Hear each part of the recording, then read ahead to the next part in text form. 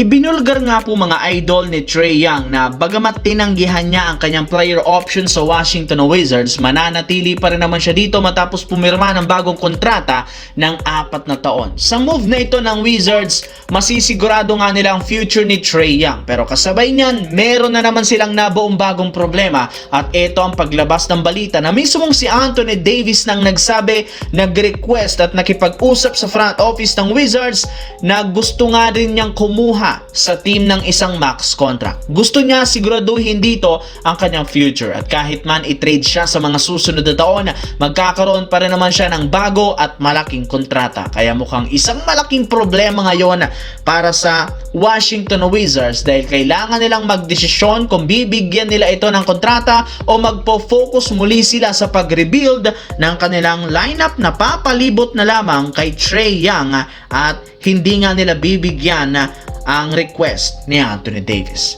Sa kabilang banda, hindi nga po kagaya sa inaasahan ng Los Angeles Lakers, syempre, hindi nga sila nakasama sa blockbuster trade na ginawa ng Miami at Milwaukee Bucks. Wala nang nangyaring 3-team trade o di kay 4-team trade katulad ng nagsilabas ang balita. At dahil bigo sila na makuha ang kanilang target na si Kelly Ware, wala rin naman plano ang Bucks na i-trade ito sa ibang kupunan. No choice ang front office ng Lakers gumawa ng plan B at maghanap ng bagong sentro na pwede nilang makuha sa free agency. Napakalaki ng naging epekto nito sa Lakers lalo pat gagawa na naman sila ng bagong estratehiya at mapipilitan si Rob Pelinka na kumuha ng sentro na babagay bilang katandem ni Luka Doncic at LeBron. Kaya asahan na nga ninyo may mga bagong pangalan na naman ang didikit sa Lakers sa mga susunod na araw. Pumayag na rin naman ang Lakers na gawin ang request ni Luka Doncic sa lineup kaya isa o dalawang sentro talaga ang kanilang kukunin sa mga susunod na araw.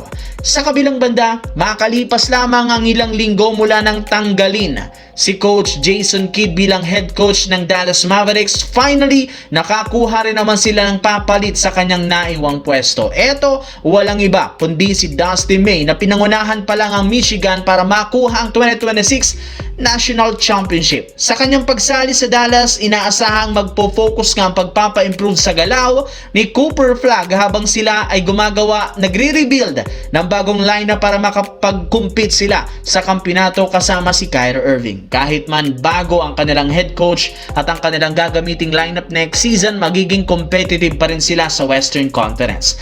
Gagawa pa rin naman sila ng paraan para makaangat. Bago pa mag-focus ang bagong head coach sa Mavericks next season, tutulungan muna nga nito ang kanilang front office sa pagkuha ng mga bagong player na papasok sa NBA draft na mangyayari na bukas, lalo pat hawak rin naman nila ang ilan sa mga future draft pick ngayong taon.